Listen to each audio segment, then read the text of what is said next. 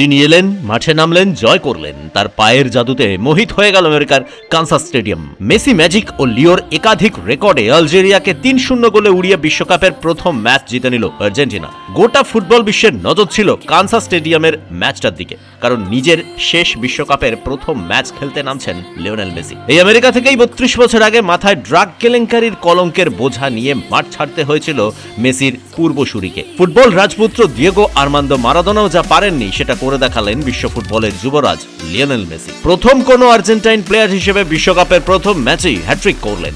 শুধু Argentine player হিসেবে নয়, ৬ নম্বর বিশ্বকাপে এসে নিজের প্রথম ম্যাচে হ্যাট্রিক করার নজির গড়ার সঙ্গে সঙ্গে বিশ্বের তৃতীয় ফুটবলার হিসেবে বিশ্বকাপের প্রথম ম্যাচেই নিজের দেশের হয়ে হ্যাট্রিক করার রেকর্ড করলেন, দলকে জেতালেন। আর এই বিশ্বকাপের পরবর্তী পর্যায়ের জন্য গোটা বিশ্বকে বুঝিয়ে দিয়ে গেলেন আপাতত তার পায়ের জাদু এখনো কয়েকটা দিন দেখতে পাবেন ফুটবল অনুরাগীরা।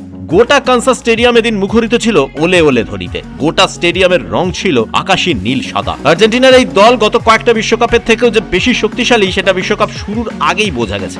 জুলিয়ান আলভারেজ, নিকোলাস গঞ্জালেসের মতো প্লেয়ারদের রিজার্ভ বেঞ্চে থাকতে হচ্ছে, এটাই বুঝিয়ে দিয়েছিল আর্জেন্টিনার শক্তি। পুরো সময় মাঠে রইলেন না লিওনেল মেসি। দ্বিতীয়ার্ধে হ্যাট্রিক করার পরেই তাকে তুলে নেন কোচ লিওনেল স্কালোনি। রোনাল্ডো এখনো মাঠে নামেননি, তাই সেদিক থেকে দেখতে গেলে এই বিশ্বকাপে মেসি সবচেয়ে প্রবীণ প্লেয়ার, কিন্তু ম্যাচে কোথাও তার সেই প্রবীণত্বের ছাপ পাওয়া গেল না, অন্তত যতক্ষণ তিনি মাঠে ছিলেন। ছোট ছোট মুভমেন্ট, তারপর সুযোগ পেলেই ছোট ক্ষিপ্র গতির দৌড়। আলজেরিয়া ডিফেন্সে ত্রাহি ত্রাহি রবতলা, এটাই ছিলেন আজকের মেসি। কানসাস স্টেডিয়ামে প্রথম ম্যাচেই অন্য এক আর্জেন্টিনাকে দেখতে পাওয়া গেল। যে আর্জেন্টিনা মাঝমাঠ ও নিজেদের ডিফেন্সিভ থার্ডে বল দেওয়া নেওয়া করে পাসিং ফুটবলে জোর দিত এতদিন, মেসি উঠে যাবার আগে পর্যন্ত সেই আর্জেন্টিনা আজ অনেকটাই অল আউট ছিল। হয়তো প্রতিপক্ষ দলটার নাম ছিল আলজেরিয়া, তাই মাঝমাঠ থেকে এনজো ম্যাকঅ্যালিস্টারদের বল দেওয়া নেওয়া করে মেসি লোটেরো মার্টিনেজদের আক্রমণ শানানো, আলজেরিয়ার ডিফেন্সকে ব্যতিব্যস্ত রাখা, এ যেন একেবারেই অন্য এক আর্জেন্টিনা। যদিও থিয়াগো আলমাডাকে সেভাবে পাওয়া গেল না, তবে আলজেরিয়ার কৃতিত্বকে খাটো করলে চলবে না। সুযোগ পেলেই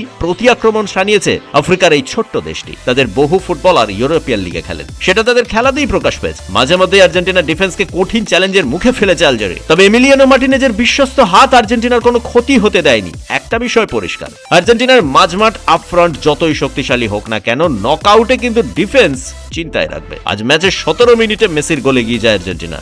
ডিপ বলের পাস থেকে নিজের শিল্প সুষমায় গোল করে যান মেসি। যদিও প্রথমার্ধটায় আলজেরিয়া লড়াই করার চেষ্টা করেছে, তবে মেসির দ্বিতীয় গোলটা কিছুটা পড়ে পাওয়া 14 আনার মতো। এত সহজ গোল তিনি বোধহয় জীবনে কোনোদিন করেননি। সেটা ছিল ম্যাচের 60 মিনিট। তবে 76 মিনিটে নিজের যে হ্যাট্রিক গোলটা করলেন, ফ্রেমে বাঁধিয়ে রাখার মতো। এমন গোল তিনি আগে করেননি তা নয়, তবে গোটা ফুটবল বিশ্ব আরো একবার দেখল তার সম্মোহিনী জাদু ভরা এক অনবদ্য গোল। এরপরেই তিনি উঠে যান। ডাগ আউটে যখন বসেছিলেন বোঝা যাচ্ছিল তার যন্ত্রণা হচ্ছে, কিন্তু মাঠে যতক্ষণ ছিলেন একবারের জন্য নিজের যন্ত্রণাকে প্রকাশ করতে দেননি। ধীরে ধীরে তখন সূর্য ডুবছে আমেরিকার কানসাস স্টেডিয়ামের বাইরে, আর ৩-০ গোলে আলজেরিয়াকে হারিয়ে 2026 বিশ্বকাপে নতুন সূর্য উদয় হচ্ছে আলবিসেলেস্তাদের। ব্যুরো রিপোর্ট, পূবের কলম ডিজিটাল।